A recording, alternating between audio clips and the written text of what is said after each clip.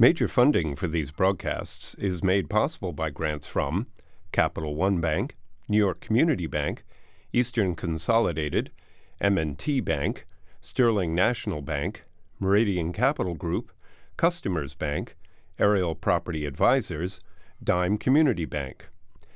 Additional funding is made possible by grants from AM Trust Title, AVR Realty Company, Avison Young, Bank of America Merrill Lynch, Bank Leumi USA, Briarwood Organization, CBRE, Chase Commercial Term Lending, Chase Commercial Mortgage, Citizens Bank, CPEX Real Estate Services, Colliers International NYC, Cohen Equities, Collins Building Services, Douglaston Development, Levine Builders, Flushing Bank, Friedman LLP, Handler Real Estate Organization, Handro Properties, Hodges Ward Elliott Inc., Investors Bank, James D. Kuhn Real Estate Institute at Syracuse University, Kilroy Architectural Windows, Madison Realty Capital, Matone Group, Mercantile Bank, New Banks, Newmark Knight Frank, Optimum Window Manufacturing Corp.,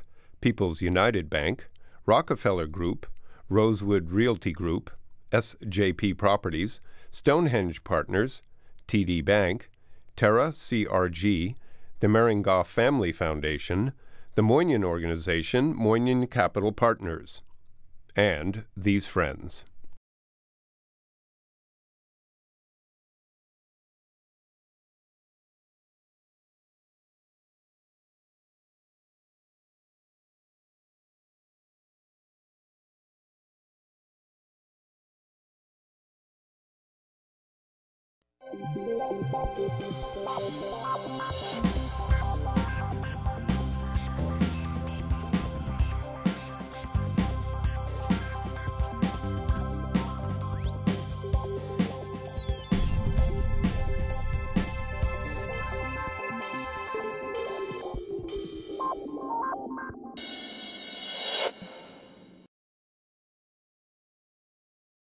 It's the office market. What's happening in the office market? There are new trends. You know, people like they're having smaller offices. They're doing co-working. They're looking at different options. What's really happening? So today I've assembled this group of 3 distinguished business leaders to talk about the emerging trends and what's happening in the market. My guests today include Morris Levy, who is the co-founder and the CEO of The Yard, a space to work. Bill Edwards, who's Senior Vice President, Core Holdings, Rockefeller Group. And last but not least, the tenants representative. That's correct. Jim Pirot, Managing Principal of Cresa. So we have the premier co-working. I have one of the premier landlords. And then I have the guy who helps the tenants and makes the decision. So where are tenants looking to live, to go today? It's still a wide open market. Economics clearly drive where they want to go, where folks want to go, businesses want to go, but they're looking midtown. They want to be near the right transportation hubs. They want to have amenities, be surrounded by amenities, food, gymnasiums, the amenities that the younger-minded millennials that are really the up-and-coming members for Morris and others, and ultimately for landlords. So it's really to find the right amenities. You know, we were talking before in the green room with Morris. A lot of his members are 26 to 35, I think you said. Correct. But there are older members. There are more established people who like the environment of working and co-working. You know, Morris was on my show about 1.5 years ago, and he's really grown because he's opened up in Boston and Philadelphia and Washington, D.C. And Washington, D.C. And so it's growing, but today a lot of your business is older people also looking for the environment. There's no specific demographic. People appreciate the offering and the ability to be in a space that has younger people blazing a trail, and the energy that they get from being in that environment, and the ability to work in a space that's private, lockable office, and come out and sit in the lounge and partake in the events. Right, but what's interesting is when they have the opportunity, but you're not playing with the beer and the Smurf balls and the other things. You're giving the environment the opportunity, but you're not playing it like being in the gym. That is correct. At the end of the day, people come to us to build their business, to build their dreams, to focus, and we provide that focus. And that's what they come to us for. There's a lot of competitors out there today, and we have a lot of members that have been in other co-working spaces, not to name anyone in particular, and they come to us for that focus. You talk about millenniums, and Major League Baseball has a lot of young people working over there. They were in Chelsea Market, and now they've gone to 6th Avenue. What are they going to be doing in your property? They're consolidating everything, so because they had been all around. Yeah, I think for Major League Baseball, 6th Avenue worked very well because it was a combination. You had the commissioner's office on Park Avenue. You had the tenant base in Chelsea Market, and 6th Avenue was able to play to both sides. So within the space, I expect it to be a highly collaborative space, more of an open office feel, pushing more towards the tech build out. But I think there's going to be a fit and finish that. How many floors do they have? They'll be on 4 floors. So will there be staircases interconnecting? I expect that there will be. I've not seen their final plans, but they're in the process right now. But I think it's I fully expect that it's an open office culture and highly collaborative. Jim, are you seeing more of your tenant clients looking for open office? More and more tenants are doing that, and there's actually the main focus is on the value of the real estate.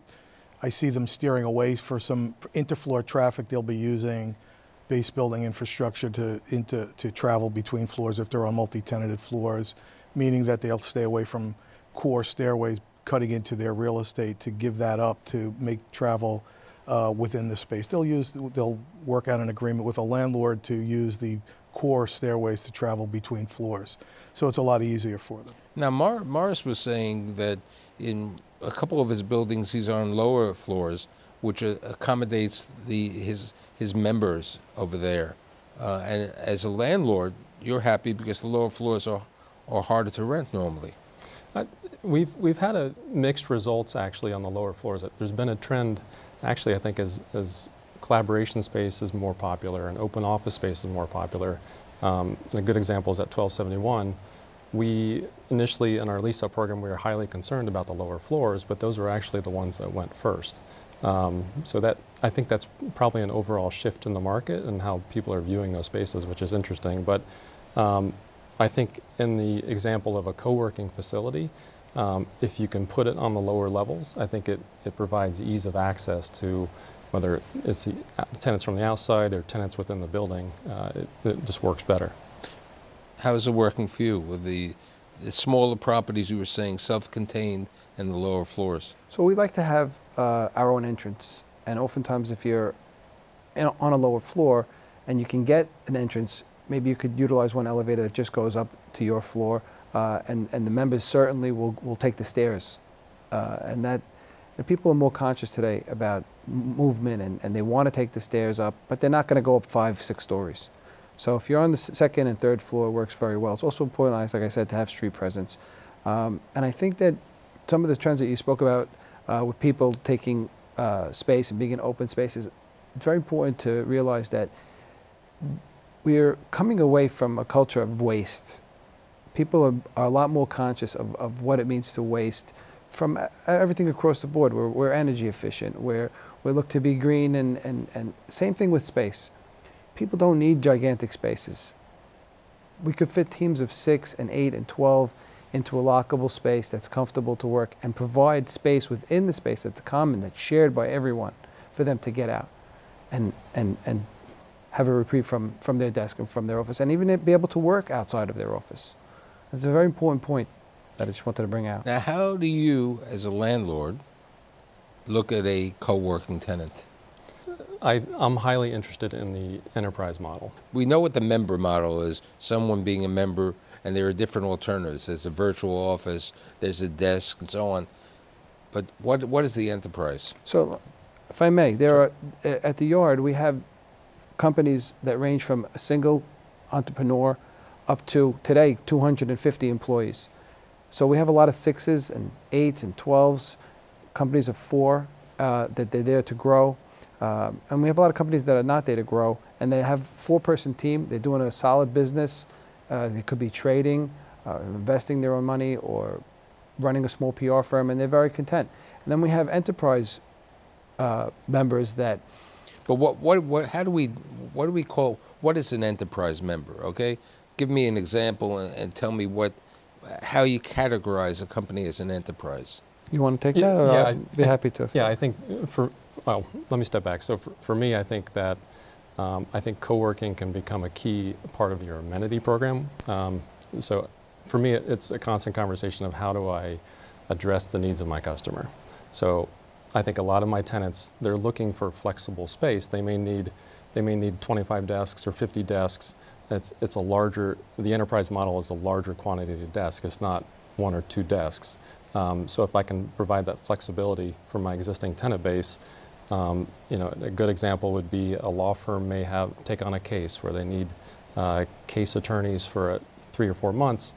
They can flex into the co-working space without having to go to another building. So it's just one more amenity that I can provide. And we see larger companies putting their creative teams in our spaces to be out of their environment and to see what's going on, to be a part of what's going on. So they could, a company, for example, they may have their own real estate portfolio and own their own space, yet they still want to have the creative team or the sales team in an environment where they actually have a pulse on what's going on. Let's look at something with regard to length of a lease. Okay, when you're traditionally representing a tenant, what length are they looking at? Are they looking at 10 years with a 5-year option? What are you seeing today? In today's world, most tenants are looking for 10-year deals. You'll have those that want to go extended, and a lot of that extension up for the additional 5 years does get into the negotiation of what a landlord contribution is to offset some of that contribution by extending beyond a 10-year period. But most traditionally are in that 10, 12-year period of time. 5-year extensions, 5-year options are also built into them as well. But very rarely, unless there is a pretty substantial capital investment made by a landlord, will you see, and I'm talking about tenants in the range of 25, 50, 75,000 square feet of space that will stay with a 10 to 12. They'll push it to 15 years. And Bill, what are you seeing? We're definitely in the market where we're doing a lot of leases with larger tenants, and I would say 1271 is a good example. It's a 2.1 million square foot asset that we're in the process of repositioning. So we're going after tenants that are above 200,000 square feet right now. So it's those deals, I would say, typically are 10, 15, and even on occasion 20-year deals. I'd say that one of the key factors on a lot of those is not only the extension rights on the lease, but also expansion rights, because it's kind of getting back to that whole conversation of how can you provide flexibility for your tenant to either expand or contract or flex into co-working space. That's the challenge. So now we're going to ask, as a tenant, what kind of leases are you looking at? And as a landlord, because you become a landlord, what's the length of lease somebody like myself or somebody could take, and how long is that rent protected? Okay, so at the yard, a yard member. So no. As a tenant, Morris Levy going into Rockefeller. As a tenant of Rockefeller, we're looking for a 10 to 15 year with multiple options. As a yard member company coming into the yard, most of our members are on month-to-month terms, membership agreements, which gives them that flexibility. We also what about increase of rent? Are they protected? I mean, you know, a small business likes to know that they're going to be. They don't want to get, you know, the sale item. You know, okay, come in now, you're paying $500, but in 3 months you may be paying $750 for the office. So there's how long is the protection? So the way it works with a membership agreement is they have to give us 30 days notice if they want to leave. And if we want to change the rate, we're also going to give them 30 days notice, so they have the option to leave, which is not something that we do often at all. It's very easy for us to do that on turnover. Someone gives notice and it's time for right, a turnover, it's easier. Because we're experiencing a rent increase and we have to raise that nominally, but we're also raising our rates if and when we do by 100 offices. So it's a very small percentage. So it works out well. You started in 2010. How has landlords changed their attitude towards the co-working? Because at one time, many landlords said, I don't want it. They're unproven. They don't have capital. They don't want to guarantee the lease. They don't want to put up security. For starters, today, as opposed to in 2010 when we signed our first lease, they know what co-working is. We don't have to explain it. We also built a very strong reputation with our landlord partners. And when we go into a new facility, we know what it is that we're looking for. We know what works, and we know what we bring to their buildings. And we have the proven model. And we could show them how we've impacted other spaces. We're in Boston now, and we're on the lower floor of a large tower, and we have a lot of members that are waiting to move into their space. And our landlord is using our space on a temporary basis to fit out the space without the pressure of not having their tenant space ready.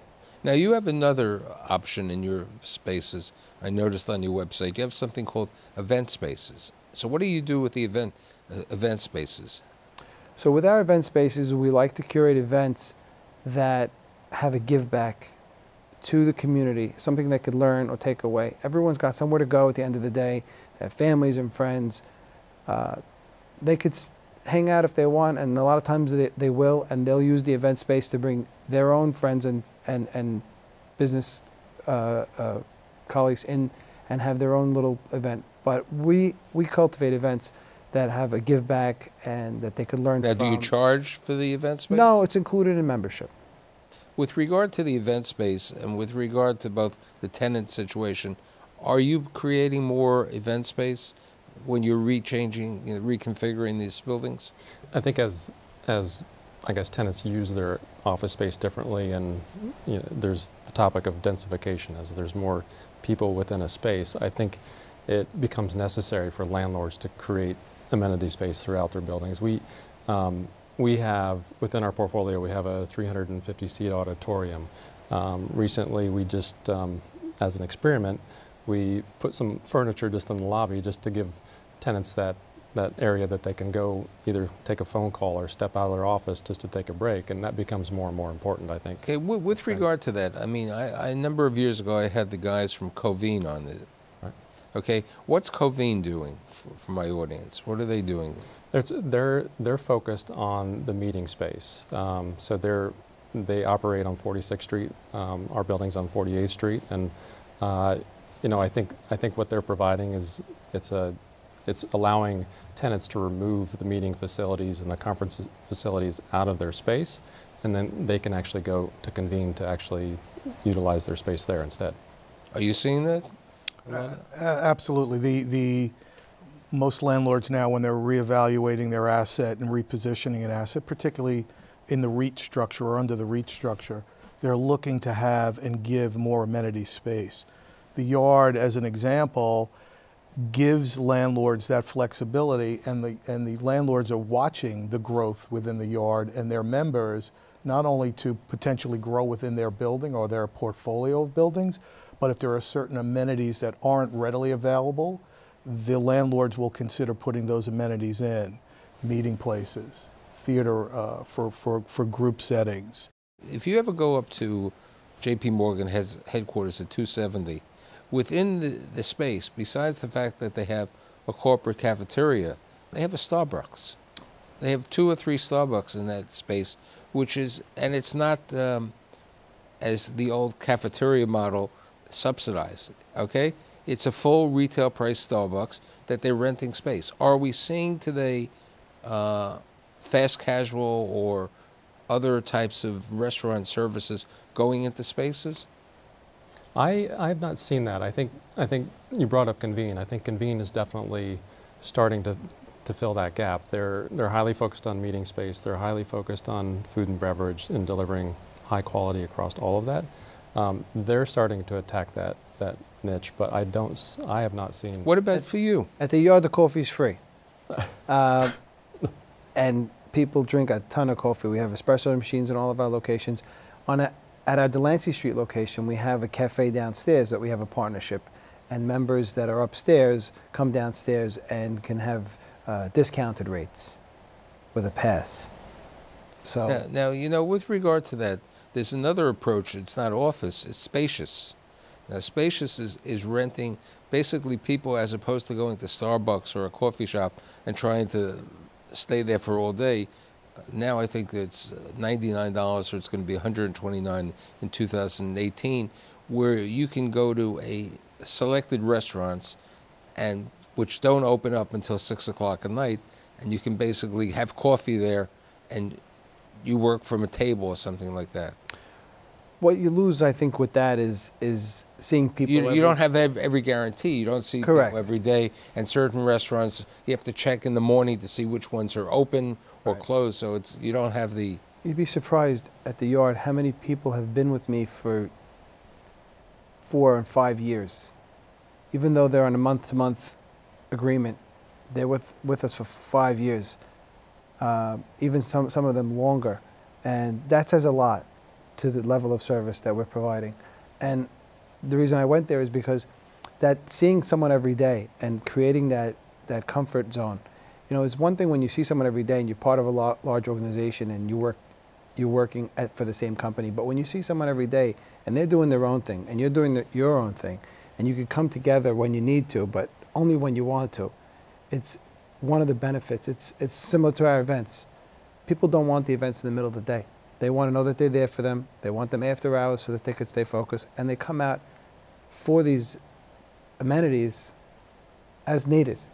Well, and they don't want to go to the corner Starbucks necessarily, and instead stay in a co-working space because of the collaboration capabilities. You don't have to think to myself, do I have to order another cup of coffee now? Or I'm gonna, Is he looking at me funny? If I'm an attorney and I'm in a co-working space, maybe there's an accountant or there's some business for them to pick up, and that cyclical aspect of it is what benefits a lot of them. You'd be surprised, the attorneys for small businesses that are at the yard and the accountants, how much business they're doing with our members and how helpful they are. And then we give them time to do workshops to explain what it means to set up a small business and setting it up right so that people don't make mistakes, that in 2 years from now when their idea is taking off, they say, I wish I had someone to talk to about this. So it's a great thing. So here's a question on both. You're representing tenants, you're the landlord. When people are coming to your buildings today, are they looking throughout the city, or are they set, I want to be on Avenue of the Americas because that's what you have in New York City, like Mitsu, the banks and so on, and the law firms? Or are they saying, I'll look at the Hudson, I'll look at related Hudson Yards, I'll look at Brookfield, or I'll look around on what's around on the far west side, Lower Manhattan, Midtown, Flatiron, because there are opportunities, there's space all around, but where are they looking? Or is it, if I would ask somebody in a residential show, they would tell me that somebody they look for apartments all over. Right. I think I'll jump in first. I think that, it starts at the top. There's typically a committee that's established, and they want to stay in a certain region. In that certain demographic sector of the city is either connected to their business or their potential clients are connected to that business. That's one aspect of it. Surrounded by what amenities are available. What are the economic differences between rental rates, Lower Manhattan to Midtown Manhattan, West Side to East Side? Where's the new frontier coming? So folks don't necessarily say, show me everything in the city, because we as a brokerage firm would take people out all over. It's more so, there's usually, where's transportation? Where is a majority of my colleagues and associates traveling in from? And I'd want to be in that there's also vicinity. the situation that certain people don't want to be in certain areas, like Correct. we were talking about Correct. Times Square, within Times Square, not 1400 Broadway or where you are.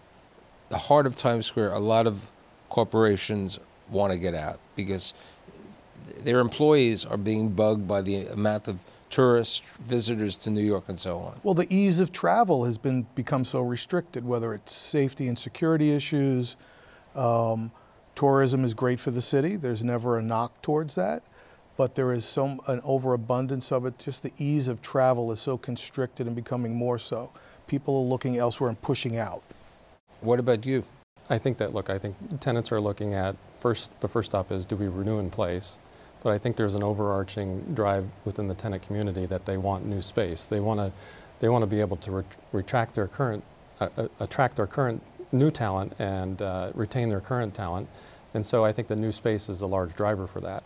So renewal is probably the first stop. And then when we compete, it's, I'm surprised on a daily basis kind of who we're competing with. 1271 I mentioned earlier, we recently competed with a tenant with a building on 3rd Avenue. So it's, I was a little surprised by that. But part of the reason on 3rd Avenue is on the 3rd Avenue, if the tenants, many of the buildings are in the East Midtown rezoning, so they have the opportunity of changing the nature of the building later on. Fair enough. How do you find your next location? Well, how do you determine that you're going to open up where the Foreman family had Peter Luger's in Williamsburg, or you decide to be on Delancey Street, or at 510 Fifth Avenue, which is a great location? So having 11 locations in New York City, we'll find that when people come to us, they know what location, what neighborhood they want to be in. And it's, you know, when they say they want to be in Midtown, and we may not have a vacancy in Midtown, hey, would you like to look in the financial district? They're not interested. No, that's two different right. neighborhoods. And we really like to be in residential neighborhoods. We have 2 locations on the Upper West Side at 67th Street in Columbus and on 60th Street by Columbus Circle. And people love to be in their neighborhood. If they have a small team, some of the larger teams may want to be in Midtown because it's easy for everyone to come together, like Jim was saying. But we have a lot of teams on the Upper West Side that just don't want to commute into Midtown. They don't want to deal with Times Square and all that. So would you go to the far west side? It's important to have subway lines. So on Columbus, we're right by the 2. You have the A on 72nd Street. Columbus Circle, you have every train comes there, so it's very, very easy. That's a very important aspect because people do have visitors. They are going to take meetings in Midtown, and they do need the ease of transportation. To answer your question on how we look for our next location, that's a little bit more information than I want to give in the public, but we're always out there looking, and there's so many different factors that go into choosing the right space. And I think, you know, part of the factor for a tenant choosing this right space is who the landlord is, okay? You know, maybe even your landlord that you're in, they want to know that the landlord is respectable. It could be a REIT, it could be, you know, a public company, or they're owned by a major public company. I think that's the stability over there. You know, That's right. Choosing, those are all factors, and landlord factor goes almost to the top of the list. What's the stability of that landlord? How has that landlord been seen in the marketplace? How do they treat other tenants within their buildings? And what does their portfolio look like? And the upkeep of their portfolio. So in essence, it looks like the office market is good. The tenants have a good opportunity. They have a variety of options, as well as people are truly evaluating and taking advantage of co-working. And I'd like to thank Morris, Bill, and Jim, and I'll see you next week. Thank you. Thank you. Thank you.